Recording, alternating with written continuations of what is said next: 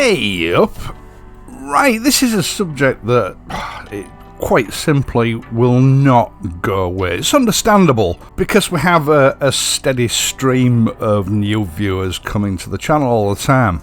And that is the question about what motorcycles are suitable for touring.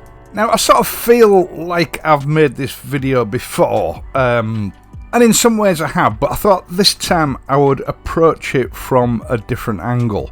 Now, while I'm talking about that, the footage that you're watching in the background is almost a decade old. It's from my old big BMW R1200 GS days. And these are actually pre-rendered edits, so the quality is probably not going to be, you know, what you're used to seeing on this channel. We didn't have 4K then, and 1080p wasn't that brilliant, to be honest. They were only using tiny sensors back then. Now, today I want to explain to you why I will never buy a big touring motorcycle again. Not even for touring. There are a number of reasons that I'm going to go into to explain that. I'd like to point out this is purely my own perspective of motorcycle touring. It doesn't have to be yours. But I personally feel that big touring motorcycles are simply not worth it. They're more hassle than the worth. Right from the first time we swing our leg over a motorcycle and beginning our sort of motorcycle careers, if you like, we get pulled into the advertising and marketing hype of the motorcycling world. Usually we start off on small, modestly powered bikes, but then the motorcycle manufacturers tempt us with something a bit bigger, a bit faster, and we buy it and we have it for a year or two, and then they tempt us with something even bigger and faster. And since the 1970s, that is the way that motorcycle marketing has worked. When I started riding in the early 1980s, a big bike was considered to be a 750. You know, they were considered heavyweight bikes. By the end of the 1980s, 750s had been relegated to sort of the top end of middleweight bikes, and the order of the day for a big bike was 1,000 or 1,300 cc's. So then the marketing started to concentrate on top speed and BHP, until they sort of reached the top end of what were safe limits.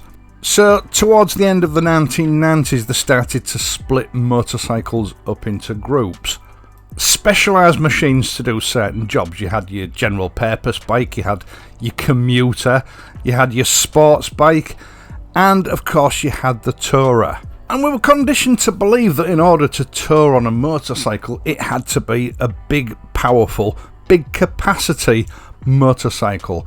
It had to be heavy, a sort of a two-wheeled armchair. As the various manufacturers competed with each other for sales, the specifications of these tourers went up, and with it so did the price.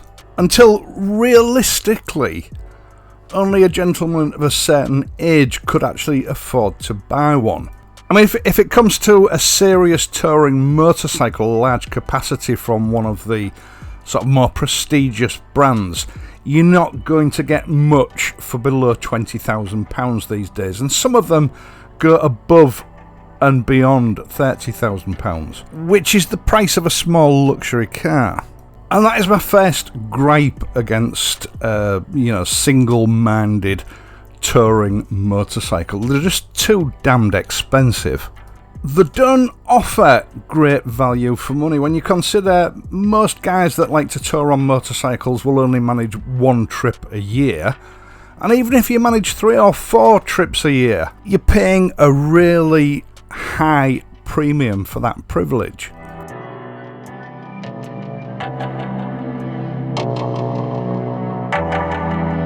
I remember when I was reading up on some research for electric vehicle video that I did a week or two back, I was reading a government website, and it was a myths sort of debunked about electric vehicles, and it said, and this was relating to convenience regarding range, it said that electric vehicles are suitable for 95% of journeys that your average driver requires a car for. And I remember thinking, well, actually, if I'm spending a lot of money on a vehicle, I want a vehicle that will cater for 100% of the journeys that I want to take, not just 95% of them. But this, in a way, sort of applies to touring motorcycles, because, what percentage of your journeys are going to be dedicated touring journeys? 5%? 10% maybe? And for the other 90% of the journeys that you make, that touring bike is going to be a huge compromise. Take it from someone who's had several. They are a big compromise. Most of these big tourers are just that, the behemoths. Pretty good on a motorway, but anywhere else they become a bit of a liability. They're tiring to ride because they are so big and heavy. If you stop at a junction or you're waiting to exit a car park or something like that, that bike only has to tilt about 15 degrees before the weight becomes so unmanageable you're in danger of dropping it. And I've seen people drop them in those circumstances. Parking them is a hassle. Difficult to squeeze them into a tight space like you can any other motorcycle. For a start, they usually come festooned with sort of built-in hard luggage, so they're a lot wider than a normal motorcycle. And again, when it comes to manhandling them in those situations, they are so big and heavy.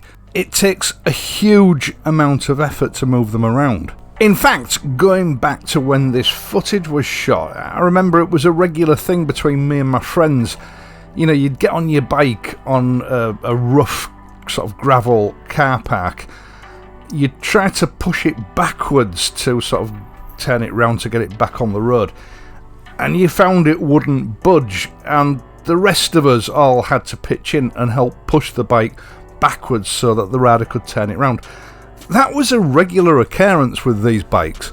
And what that translates into in the real world when you're not touring, if you're using it to get to work and you have to drive through traffic, or you just want to pop 2 or 3 miles down the road to the local supermarket to pick up some bread and milk, these bikes just aren't built for doing that. Yes, they can do it, but it's not convenient. It's not pleasurable. And it got to the stage with me with the 1200 GS that, I fancied taking the bike out. I would sometimes open the garage door, I'd look at it and I'd think, do you know what, I just can't be bothered. I may as well walk or take the car. And then we've got the question of comfort. These are big bikes designed for munching miles hour after hour over long distances. You've paid a lot of money for them and you've got a right to expect them to be ultra comfortable. Don't count on that. We're all different shapes and sizes, and if your shape and size doesn't fit within the parameters that the manufacturers explored when they designed that bike, you will get a numb backside just as quickly as you will get it on a 125 or a 500. Paying a huge amount of money for a dedicated tourer does not guarantee rider comfort. The concept of having a huge windscreen to protect you from the wind does not guarantee that you will not get buffeted and bashed around by the wind. In fact, as time's gone on, I've discovered that non-fared bikes, when it comes to wind resistance, are far more comfortable than bikes with windscreens. A windscreen that's not designed within the parameters of your personal height will create dirty air, or what I call dirty air, and that will create turbulence which will cause buffeting. It's not the case for everyone, but it is a bit of a lottery as to whether those sort of bikes are going to provide the comfort and protection that you're looking for. Now, the next thing that the marketing hype tells us is that bikes have to be big, they have to be fast, they have to be powerful. I'll tell you from my experience, that is complete garbage. That's sales hype and nothing else. Maximum speed limits may vary in various regions of the world, but here in the UK, The maximum speed you can possibly travel on a motorway or a dual carriageway is 70 miles an hour. And with all the low speed limits now being introduced, that is becoming a rarer thing. More and more often now on dual carriageways and motorways, you find that you're limited to 50, 60, sometimes even 40 miles an hour. And with the thousands of speed cameras and average speed check cameras on our modern roads, there's no way you can sort of get around that and speed regularly without the odds catching up to you at some stage. Now, the two main excuses I get from viewers about needing a bike that, is fast is A, climbing hills. You need a powerful bike to get up steep hills. Well, anybody that's ridden in the UK around Scotland, the Lake District, the Peak District, the Yorkshire Dales and many other regions will know that even when you're riding a 125 horsepower motorcycle, for the most part, you're stuck in third, second and regularly even first gear. Exactly the same as it would be if you were riding a 350, because the sort of weaving nature of these roads means that you can't get up to speed to get up those hills at speed. You're stuck in a low gear for most of the time. So that extra power of those big powerful bikes is of absolutely no use to you whatsoever. And the other reason that I'm given is that you need that power and speed to get yourself out of trouble in certain traffic situations on the motorways. Again, the art of competent motorcycle riding dictates that you shouldn't put yourself in those danger zones in the first place. Using excess power and excessive speed to get yourself out of a dangerous situation that your impatience has put you in is the sign of a bad rider. The only requirements of your bike is that it should be able to reach the maximum speed with relative ease and hold it there. That's all it needs to do. And then when it comes to big powerful touring bikes, there's the other downside, fuel consumption. My GS 1200 Adventure on a good day would return about 56 miles to the gallon, which is actually very similar to what my car returns. Not particularly fuel efficient for a motorcycle. So that power and performance that you can actually use most of the time, even when touring, comes at a huge cost that registers in your wallet or your bank account. Now again, these bikes do, some of them have huge ranges between fuel fill-ups, but they achieve that by having huge fuel tanks, which, yeah, that takes us back to the first point. It just adds to the weight and the ungainly nature of the motorcycle. I mean, the last GS Adventure that I had, I think it cost something like £46 to fill it up from empty, and that's almost 10 years ago. Now, altogether, I owned, over the years, 3 GS Adventures. I was never particularly happy with any of them. Weight, discomfort and inconvenience being the main sort of points that, I thought it was just me.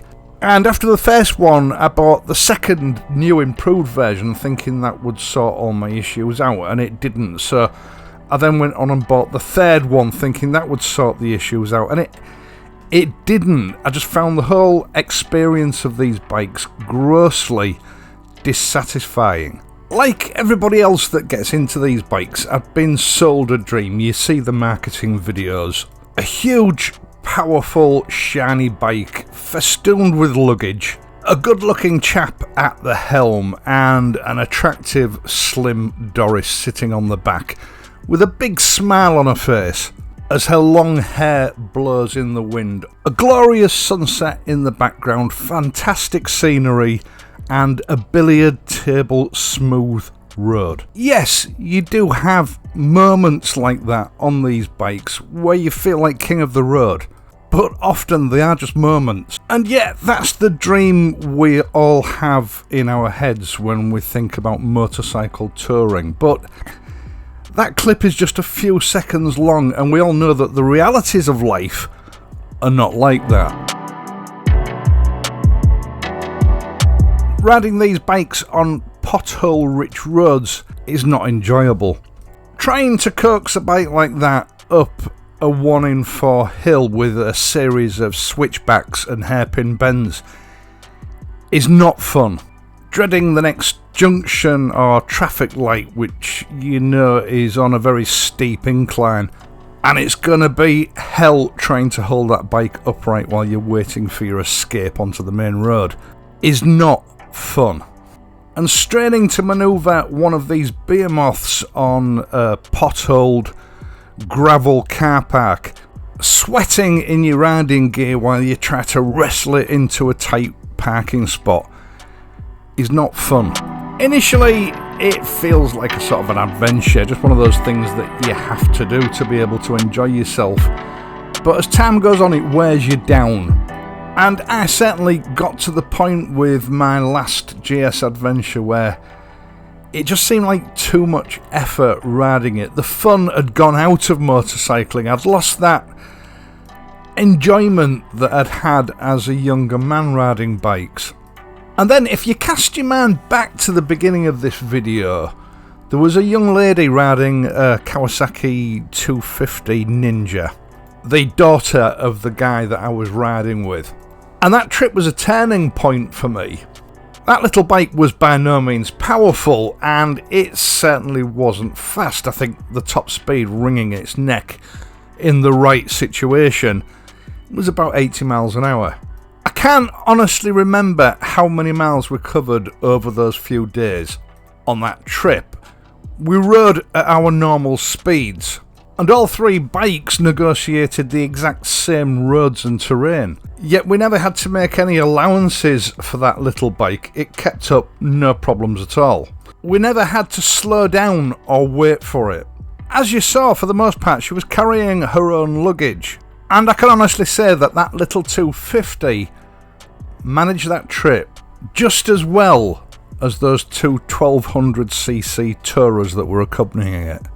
It stuck in my mind, and the following year I commenced that long sort of process of downsizing bikes. And in the stable of 6 bikes that I have now, a 900cc bike, two 1200cc bikes, a 650, a 500 and a 350, the 2 bikes that I gravitate to the most are the 350 and the 500. Because for the 5% or 10% that I need these bikes to go touring with, they will do everything I need them to do.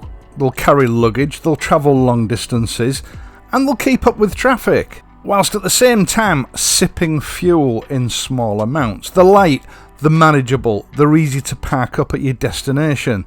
Manhandling them on gravelled car parks or laybys isn't a major hassle. And then for the rest of the time, for normal riding, they do that even better.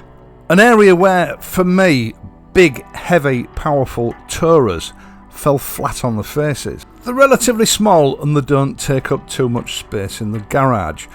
They're a pleasure to just pull out of the garage at a moment's notice and go and do a small Asda run. They might not be capable of holding 90 or 100 miles an hour on the autobahns in Germany, but that's a place I never intend going, so it's not going to be an issue for me. They are perfect, economical, low-priced, lightweight, all-rounders that can do anything and still do it well.